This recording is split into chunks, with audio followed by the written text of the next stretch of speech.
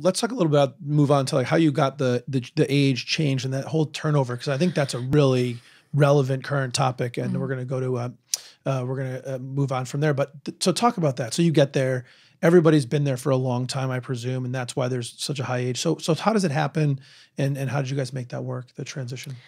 You mean of bringing in younger people? Right. You know, I think a lot of it was, you know, the family members coming in and, you know, the ERP system we saw.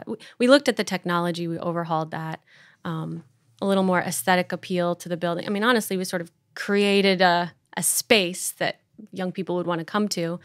You know, sometimes I feel that older generations say they want the fresh perspective, but then when it's given, they're like, well, hold on, learn it the way we do it first, and then give me your perspective. By then, I lost my perspective on what I was going to give you that was fresh.